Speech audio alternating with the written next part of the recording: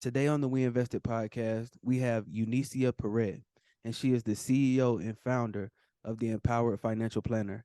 Eunicia, how are you doing today? I'm doing awesome. Such a pleasure to be here with you, Wesley.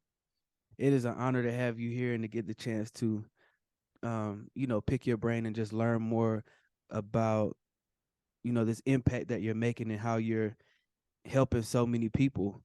But before we get started, would you just mind letting the people know how they can find you on social media, your website, and the internet? Absolutely. They can easily find me on just about every social media under Eunicia Peret. And if they want to learn more about the company, they can go to www.empoweredfinancialplanner.com. And towards the end, we'll even have a giveaway, something that I'd love for our listeners to go check out, something that's going to hopefully add a ton of value to their bottom line. So we'll talk about that towards the end. That's incredible. And let's just kind of start from the top and talk a little bit about where you're from and where you grew up. Absolutely. So I was originally born. I love the question because not many people ask it. I was originally born in Eastern Europe, in Romania. I grew up there for part of my life, and then I moved to the States where I finished my education and really started my career and started having fun with life. And so, how would you say that growing up in Romania just impacted your outlook on life and success? Well, that's a great question, especially in light of everything that we're experiencing nowadays. One of the biggest things for me is Romania used to be a communist country up until I was about the age of 7. And while I did not necessarily experience the impact of the communist regime firsthand, I always heard it from my parents. I heard it from grandparents. I heard the impact that people losing their control and the severity of the impact on their lives, on their financials, on the wealth that they had built or were trying to build. And it left a huge imprint on me, to the effect where I want for people to have the freedom, simply because I know, at least from everything that I've heard, what it means to not have it. And so it's really equipped me with an ability to appreciate what it is that we have here in the States, and the opportunities that we have in terms of doing more for ourselves and truly making a difference if we so choose to. Absolutely. I mean, that transition from Romania over to the States, how was that for you? How was that time for you? Was it an easy transition? Was it difficult? Were you intimidated by the move and just starting somewhere new? How was that move for you? I was not intimidated, but being brutally honest, my really uh, first year in high school here, it was very boring. And the reason it was boring was because in Romania and in Europe in general, the education system is so much further ahead than it is here. Just to give you an example, the math that I had gotten to by eighth grade in Romania basically positioned me to where here it wasn't until college that I really started learning a lot of new things. Now, of course, back there I was also being prepped and was attending a lot of math Olympiads, among other types of Olympiads. But the very first, really, high school was boring, but the very first year it was brutal for me because I just didn't know what to do with myself. Wow. Because back there I had taken 3 years of chemistry, to give you an example, 4 years of physics. And here, when I went into my very first semester in physics, nobody could figure out why I knew so much. Well, 4 years of physics, even in middle school, was a lot. That's incredible. I mean, and it's not hard to believe at all, like that our school system and what we go through over here is on a very basic level of, I guess, what the rest of the world is doing. And that's kind of what, especially what I've heard growing up, is that like the American school system and the curriculum is not as rigorous as those the other countries. Does that impact or make you look at this school system differently when you're sending your kids through and having them get involved? Does that alter your decisions any? It did. It did when our daughter was first born and we had to identify where we were going to send her to school. One of the biggest questions we had in our mind was, if we were to ever relocate at that point in time. I mean, at this point in time, where that's probably no longer on our radar. But at that point in time, being a young family, we were thinking if we should ever be traveling internationally or relocating potentially, even just to take an assignment, some sort of a leadership development assignment with one of my companies at that point in time internationally. Our children would not be prepared to be in the educational system in the country educational system. They would literally have to go to American schools in order to be able to keep up with the rest of the children. So at that point in time, because I was born in Romania, my philosophy was, if we were to ever go back, for example, to Romania, I would want them to go through the same type of schooling that I did.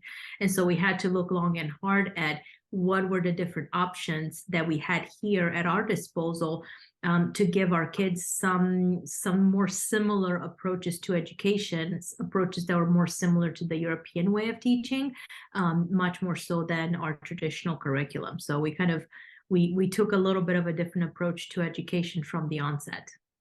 Absolutely, absolutely. I mean, and I wanted to just kind of transition and talk a little bit about this company that you've built and that you've grown. And I want to ask, what is the Empowered Financial Planner?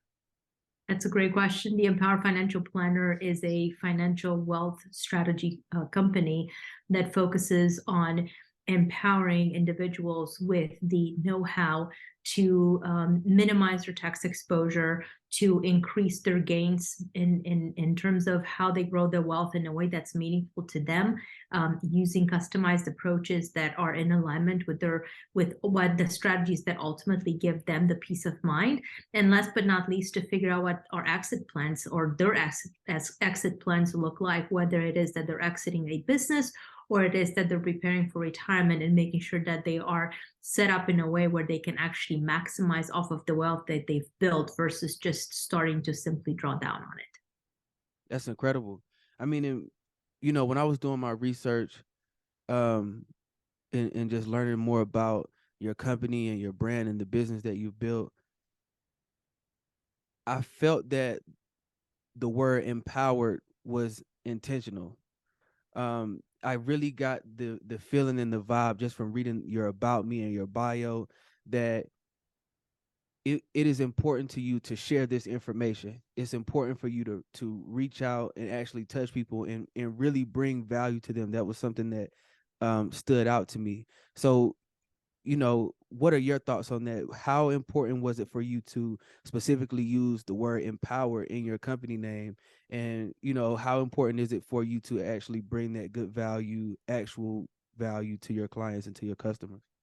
It's huge, Wesley. As a matter of fact, the word, it really resonates, and we use it every day with our clients. And our clients will tell you that as a result of working with us, they actually feel empowered. And the reason behind that word and the usage of that word is, when I started working, my history in my career in general was, I built my career in strategy consulting focused on the office of the CFO. And so I got years and years of brutally grueling experience, which was, honestly, it was grueling at the time, but absolutely amazing in hindsight. And when I started working with individuals one-on-one, one of the biggest things that I realized is that as individuals, unless people are in financial services, and even those, there are so many people that are wealth advisors for some of the most renowned banks, and they don't understand the alternative financial products that exist out there. All they do is they drink the Kool-Aid, and they know what they know, and their own money gets invested by other people, and they don't even know what those products look like. And so when aside from those individuals, the individuals that really have no idea, they have so many blind spots. And I realized that in even our situation, before I started really geeking out on personal finances and wealth building strategies, etc., I realized that the blind spots that as individuals we have, or most people have, it leaves us in this situation where they leave money on the table at multiple points, multiple points where their interaction with money, whether again it be taxes, whether it be the way that their money grows or doesn't grow, whether it be the how much money they actually realize when either again they sell a company or in retirement. And if we're talking about, a savings of 30 to 50% on the taxes, if we're talking about additional gains that could potentially be, even if you double your wealth one more time over, it's huge. And then when it comes to that, to the ability to maximize income in retirement, and you put a 20-30% additional money on what otherwise people would have seen, it's a lot of money. And so the approach that we take, and it really is through the lens of empowerment. We want our clients not to do things themselves. That's not the point. We don't want a doctor or someone that has built a very lucrative business to be geeking out on how to do these things, but we want them to understand and to be empowered by the options and the solutions that exist and are at their fingertips, because then by knowing that there are in the strategies that are most applicable to them, they will sleep better at night, and they will know, frankly, they'll have that peace in their heart that, hey, we're doing things well, versus constantly walking around with the question of, is the person that I'm working with doing the right thing for me? Exactly. I mean, and I feel like makes that's what gave the financial industry like a certain connotation or a certain stigma, that you have these large banks that just want to sell you their products or make a quick dollar off of you, versus what you're doing with your company and your brand. It really sounds to me that you are putting education first, that you want to educate your clients on what they're investing in, where they can put their money, just help them in every way that truly benefits them and is not just going to benefit your bank account or your pockets or your bottom line. It seems like you really put the clients first, and you have that care to want to educate them. 100%. If my philosophy is, and one of the reasons why we work the way that we do with our clients is we don't want our clients to ever feel pressured. As a matter of fact, we don't we don't talk about products. We don't talk about where and what should happen with money until well after, in most cases, it's weeks. It's several meetings before we even talk about, how people feel about different strategies. And then only after they've been exposed to some of those notions and the ideas and the different opportunities that may be most suitable to them, and they really have access to everything. All of the knowledge is very transparent, so that when we work on designing that customized, and when I say customized, I truly mean customized to the individual plan. It's not just putting numbers into a system and it spits out a really nice pretty PowerPoint. That's not the point. Anybody can produce pretty PowerPoints that are cookie cutters, but the reality is, if people don't have the strategies that are most aligned to where they're at, what they're trying to achieve in life, and what they're trying to pass on as a legacy, perhaps, then everything else is a moot point. You've been in the industry for over 17 years. How did you get your initial start? Where was that spark that um just grabbed your interest and made you want to learn more about finance and take this path as a career? Well, keep in mind, I've always been in finance. I graduated in finance. I did my strategy consulting experience was all in the realm of the finance function. When you think of finance, you're thinking about the accounting, the finance function of large companies. I started my career with working with Fortune 500 companies, and many of those companies actually happen to be at the intersection of not just finance as a function, but finance as an industry. So think of banks, think of insurance companies. And so it was beautiful to kind of see it from both angles. And then years later, I started transitioning, and I started looking at what would it look like if, instead of working with primarily Fortune 500, I would focus on individuals that are more like me, individuals that were executives or are executives in corporate America, maybe W-2s, high paid W-2s that really don't know, they don't understand that, hey, they do have options in terms of, for example, minimizing their tax exposure. That was something that frankly, I was blind to. None of our so-called financial advisors ever said, hey, by the way, Mr. and Mrs. Peret, these are some strategies you should be thinking of.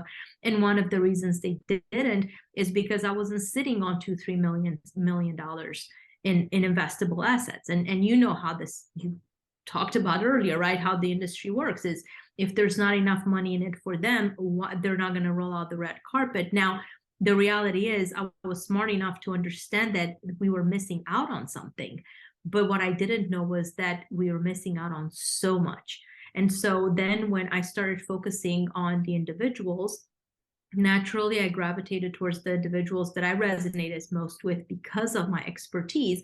And what I found through that was that there are so many people out there that are successful business owners, not just high paid W-2 executives and leaders that we work with, but also successful business owners that, you know, frankly, are working with CPAs, they're working with attorneys, they're working with whomever they're working on, and they're leaving so much money to chance.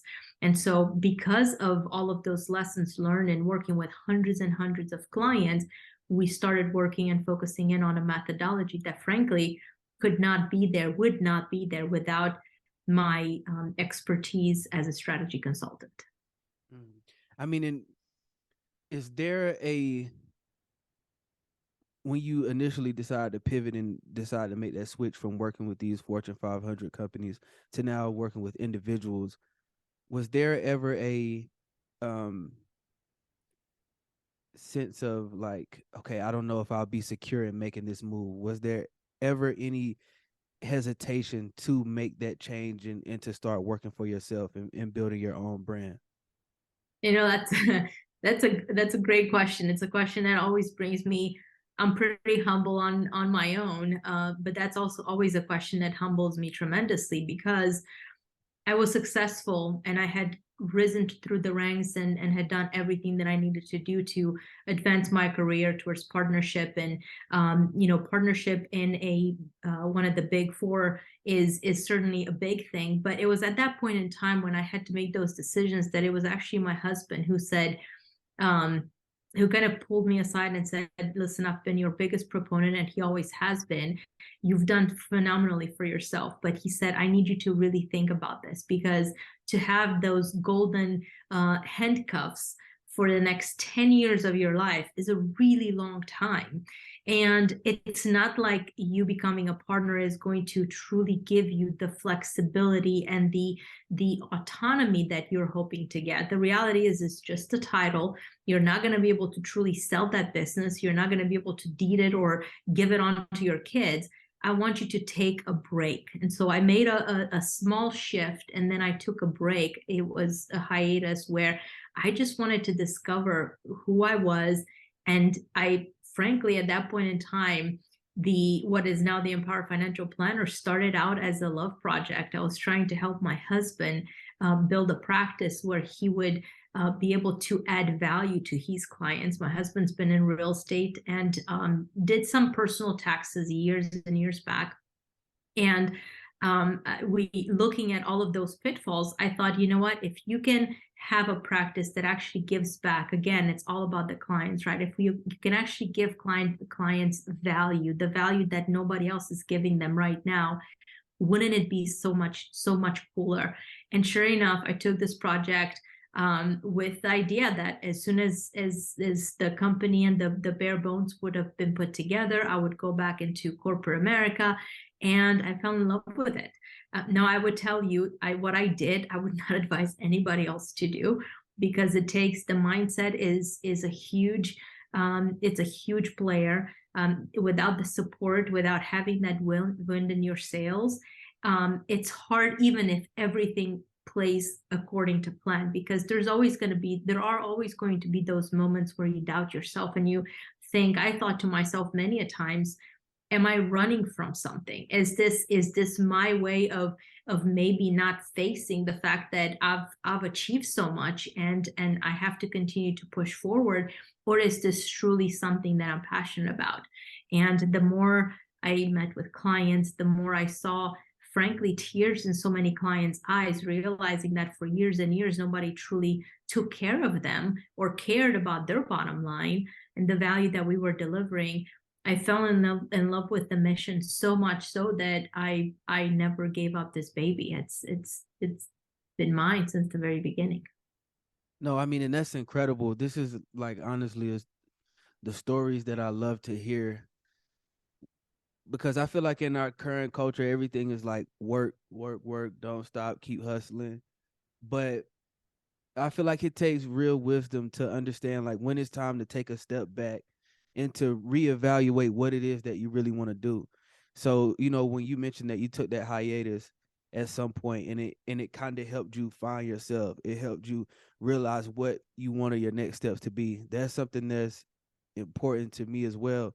And that's something that is at some point I also want to be able to get the chance to kind of have that reset because I feel like every time someone gets the chance to take a step back and look at it from a different angle or from a different perspective, you always come back 10 times stronger. You come back better and you come back operating with a different level of like you're just firing on all cylinders. So I think that's amazing to hear that and to see the outcome of that. You creating this company and you growing this company and just um creating and building the life that you want. It's been an awesome journey. It's definitely had its ups and downs, especially at the very beginning when, frankly, I did not know if I could pay myself because I was never a business owner. Um, I knew that operating model was an area that I operated in very well because that really happened to be my area of expertise for years and years. So I was able to do what I love to do. But then when it came time to how do I pay myself, that was one of the biggest questions that frankly I didn't know how to answer. And I just put my nose to the grinding stone and I worked hard. And my whole mission was this is not about money because again, I had the support that I needed from my husband. It was all about the value. And that was one of the biggest encouragements that he's always had. He said, don't think about the money will come. And of course it's harder to see it at the beginning, right? When you're working hard, you're busting your tail and nothing's happening financially. But then when the more value that we delivered as a company to clients, the bigger the returns. And it's a humbling experience for me every single day when we see the kind of value that we're able to deliver to our clients. You have a very interesting philosophy and statement on your uh, website when I was doing my research, and it says growing your business by not saving, and that sounds really interesting to me. And I would love to hear you kind of expand on that and just break down exactly what you mean by growing your business by not saving. Well, a lot of people, when it comes to growing their business, especially for business owners, right, they focus on, we're going to say we're going to set money aside. And most of the time, it's all focused on the business, or it's truly focused on making sure that they have money for just that kind of rainy day fund. When it comes to in my mind, when it comes to growing the business and growing wealth, it goes well beyond savings. It's truly a mind shift where we have to start thinking about how do we pay ourselves, because if we just saving becomes a burden. It becomes this like nasty thing that we know we have to do, but it's a grind. Versus if we focus on how do we pay ourselves, leave the savings aside, don't think about, well, I just need to have savings enough for a rainy day. That's wonderful. We definitely need to make sure that people have money for a rainy day. But when we focus on truly setting that money aside and investing it in ways that, again, it goes far beyond just setting it aside and hoping that it grows. It's aligning the growth to how we want the money to grow. A beautiful thing happens. Now we no longer focus on savings. We no longer focus on, hey, how can we penny pinch here and there? It's bigger than that. People will literally say, hey, historically, I every time Christmas would come around, I would go crazy with ornaments and buying new trees and doing this. Well, now knowing that what I know, I don't focus so much. I always ask the question of, do I still need to do that? Like, do I need another tree? Do I need another pillow? Or can I just reuse the ones from last year? Because geez, they're only out for 3 weeks. And so it puts people in a different mindset. And it's a mindset that is far more superior, and it provides people with a lot more empowerment. Here's the word empowerment again. It provides them with that happiness in their hearts that, hey, I'm actually building something. I'm not just, setting money aside, aka saving. Exactly. And I think that's an important message and an important idea to communicate, especially to business owners, because business owners are generally typically focused on their business. They're focused on creating their product, or they're focused on perfecting their service and making the company run more efficiently. But they rarely get the time to focus on the financial side of it outside of saving money. So having a plan and having a purpose for each dollar that you make and that you save is imperative to, like you said, helping to grow that business and expand. Absolutely. And the other thing, since you mentioned the business side, when we're talking specifically about business owners, so many individuals, historically they're focused on that quote unquote savings. What they oftentimes don't realize is that they're leaving so much money to chance when it comes to, for example, tax credits, right? The tax credits, a lot of CPAs will say, well, you can't qualify for XYZ tax credit because you got the PPP loan, or, different things, because they don't truly understand the tax code. And so one of the things that we geek out and we want to make sure that our clients benefit from is having access to the experts that can actually deliver those breakthroughs. I mean, I'll give you an example. One particular client whose CPA never bothered to talk about some of the tax credits. And the moment we started working together, here was $206,000 that came back to him because of, frankly, overpaid taxes, given everything that was happening with COVID. That is money that he did not have any awareness. And that money, guess what? Part of it went right back into the business. So now they're growing the business, but also it also started providing some additional cushion, if you will, for the client. And so again, he's grown the business. He didn't really focus. Sure, the savings were still there, but it didn't have to be again that grinding of let's just always save money, but rather how can we recuperate some of the money that historically is being left to chance and frankly being left on the table. I mean, and I think another important philosophy and thought that you have is that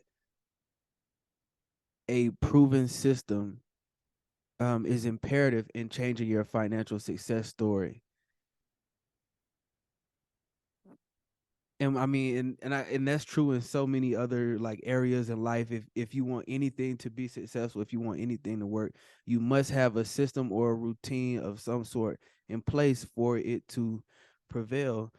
But would you mind expanding more on that thought and that ideology? Absolutely. So when we talk about a proven system, we're really also talking about the methodology that I shared with you, or we touched briefly on earlier. Um, Frankly, if you were to look at the world of strategy consulting, for those that are listening and don't understand it, think of large companies that experience really big problems. They have all the symptoms, but they don't really know how to solve it or how to solve those problems. In order to address those problems, you have to have a methodology based on said type of problem or said function. That obviously we're talking about the finance function. In order, for example, to identify why is it that a company seems to be bloated on cost, you have to have a methodology and an approach and an approach to understand the problem, to figure out what are the solutions to address the problem, and then what is the plan to execute against so that we fix the problem. Without that plan and without really having that methodology in place, we're kind of just shooting in the dark.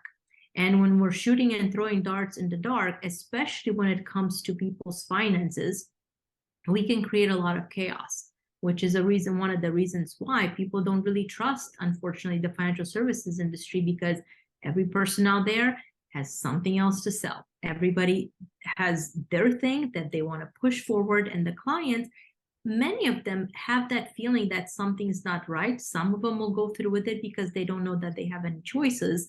And so the whole idea behind the methodology is, if we take the approach to solving a client's solution, a problem, by using that methodology and having that plan, which can then be super customized to the individual, now it's going to be tailored to their specific problem, to their specific goals, and the implementation path is going to be commensurate and in alignment to what those goals and those hopes and needs are, versus just doing something because we've always done it. You know, you've mentioned that each client, they have a specific problem. Each problem is typically unique to their own specific situation. But with you being in the industry for as long as you have, and with the experience that you have you seen a common theme or something that is a typical barrier or roadblock for maybe new business owners, or maybe even someone just getting started, um, trying to create their own financial freedom and get into a mode of saving and cutting costs? Has there been any theme or common problem that you've seen? One of the biggest themes that I see is people having this mentality that, because we talk about, and I know you talk about this too, right? It's, how can people do more with less? And frankly, how can they implement some of the same strategies that the wealthy implement? And oftentimes it's what I see, it's a break in mindset.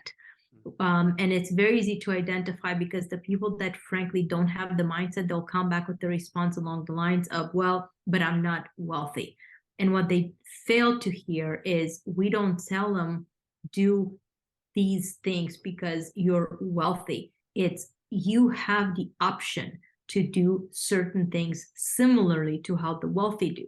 And so when the mindset is that barrier is there and is so strong that they're not allowing themselves to say, you know what, wealth is relative.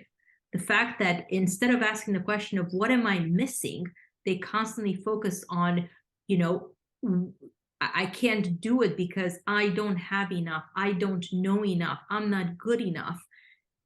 It makes the difference between the people that ultimately find success and the people that are constantly lagging behind. And so that's one of the things that I see almost in every situation, or the one breaking point that truly differentiates one camp from the other. Absolutely. I mean, and it has to be a difficult task to try to change someone's outlook on life, or try to change someone's mindset to take it from negative to positive, or um from a place of like scarcity to abundance. Very much so. It's nearly impossible. As a matter of fact, we don't take clients on when their mindset is not ready for change. My philosophy is that when the students is ready, the teacher shall appear, right? But sometimes the students come up because maybe they were referred over to us, or they heard us, they heard me talking about what we do here or there or somewhere, and they want to know more about it. But then they're like, well, I'm not ready to hire a company to help me really have a customized plan. It's just, I can't afford it. So they're looking, it's almost like they're counting pennies and flushing down dollars, literally is what they're doing. But they cannot see the bigger picture, again, because of that mindset, because of the scarcity. And so we choose, if we know that we cannot deliver the value, whether it's because there just isn't an opportunity to do so based on the individual's financial situation, or because mindset isn't there, we'll try to find creative solutions or alternatives for them, but we're not going to bring them on and give them false hope, because they're not going to be able to carry through with the things that need to be done on their end as clients. Alternatively, what I would tell you is, we actually, this is a funny story, took on a client that was a referral, is somebody from the community that they just do so much for certain aspects of what's happening in the community, part of the community here in Atlanta. And earlier today, I told my husband, I said, I think I'm just going to potentially let go of these clients. Their mindset just isn't there. Last time we talked, they after they came on board and they begged me, and I said, okay, fine. I brought them on, and they had literally that response. They said, everything that you say, Eunicia, it's focused on the wealthy. We're not wealthy. And I said, okay, here's what I need you to do. And so today's call, that conversation with my husband was before they jumped on, and he knows who they are. I said, I don't know if this is going to work out. And they jumped on the call and they said, Eunice, you have no idea what working with you has done for us. And, here I was expecting that they're just going to crumble. But having gone through that process, because yes, I did take a big chance on bringing them on. And sometimes working with clients like that is probably even harder work because there's so much more of an uphill. But seeing the end results, and we started talking about LLCs, and we started talking about strategizing for the business, and we started talking about minimizing taxes, because guess what, we're nearing the end of the year, and there are certain things that they need to do in order to be able to do that, and thinking about the future, and they were able to really overcome that mindset. But unfortunately, it's not always that easy. And I know that's a very like heartwarming moment for you, and it's a reminder of this is why we do it. Once you are able to like have that breakthrough moment and share that with the client and see them come out of the other side, so to speak. Honestly, I had a conversation with one of my mentors, with my lead mentor, business mentor, just earlier this evening, and that's exactly what I shared with him. I said, I get the jitters every time I talk to a client, because the feedback that we're getting is so powerful. As experts, sometimes we're thinking, are we giving enough? Are we? And the feedback that we're getting from clients is, oh my God, like our minds are exploding. This information is so good. This is amazing. The breakthroughs that they're seeing. And so, while we're constantly balancing that question of, is this enough? Is it too much? Is it? And the client comes back to say, oh my gosh, I didn't know. I should have thought about this, that, and the other differently. And if I would have done that, one of the clients said just a couple of weeks ago, Eunicia, I wish we would have worked together. You would have saved me hundreds of thousands of dollars, because now they see the strategies that we've implemented. We know what's been happening with the market, and things like that. You're right. It just really is heartwarming, and it's just such a nice feeling. Something that I thought was really cool was that you attend and present at financial conferences as well as executive seminars. And the bravery that takes to me is incredible. Just but aside from that, I want to ask, was there ever a moment where that was intimidating for you and you had to kind of overcome a hurdle to feel comfortable presenting at these seminars and conferences? And then the second question I want to ask is, what do you learn from these conferences that you present at? What do you learn from the audience? What do you learn from that experience? That's a wonderful question. So, to answer the first question about being intimidated, not really, because I don't. People that know me, they know that I don't speak unless I know what I'm speaking about, and I will be the first to admit if something is not my strong suit. But then the next thing that you will hear me say is, "But we will find the right person or the right approach."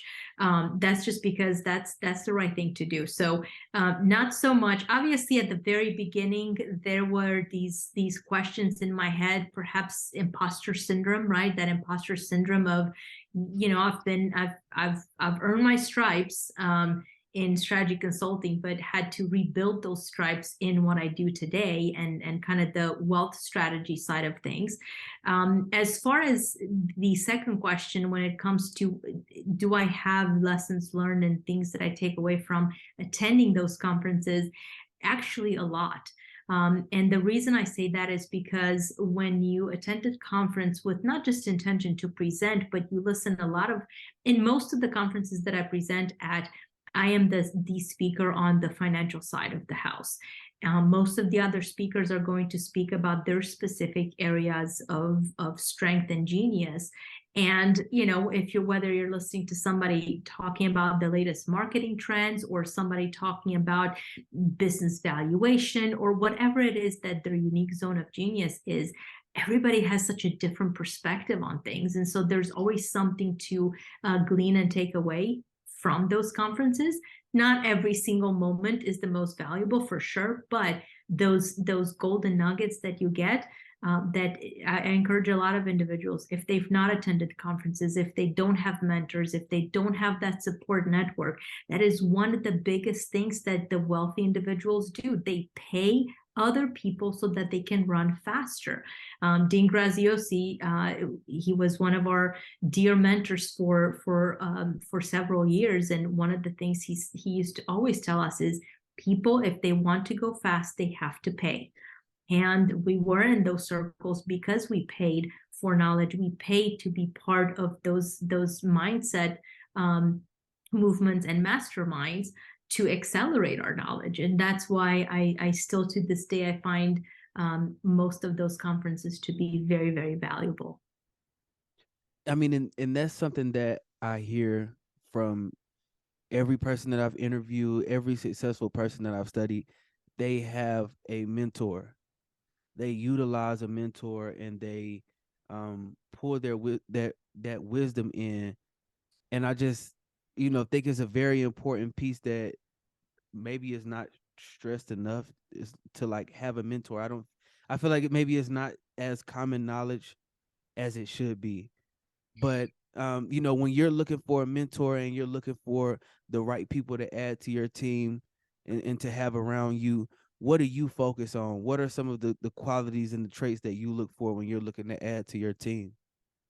Well, first and foremost, I look for people that are genuine.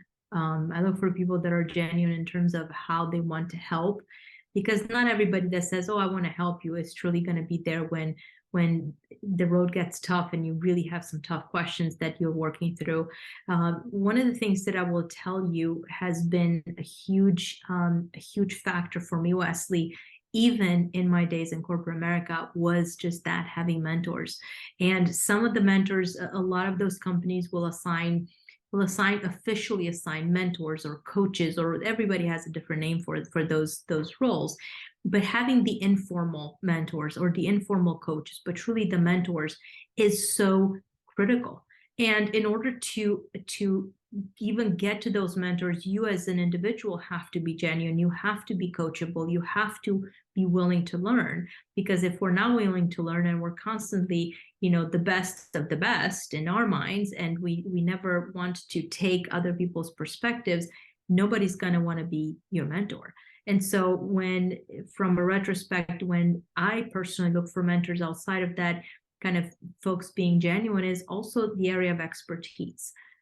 If they're not complementary to what it is that we do, if they can't think outside of the box, then we're just going to be a drain on each other. And so we want people that can be there for us, but likewise be reciprocal, right? I want to make sure that I am of value add to my mentors as well, in whatever capacity that I can, because that just creates an environment and a relationships that are much more meaningful on a much deeper level. You believe that money needs to be talked about more, because we'll never experience financial freedom if we're not addressing the problems head on, if we're not addressing the situations head on. Why do you feel that money is not talked about enough? I'll give you a perfect example of me. Years back, I was working for a company, and I was on a project with a dear friend of mine. And at one point, I don't know exactly how, but the conversation of salaries came up. This particular individual, he was several years my senior, but nonetheless, the amount of time that he had spent in strategy consulting was much shorter than mine was. And it was at the time when he learned that I was bringing on about $30,000 less than he was.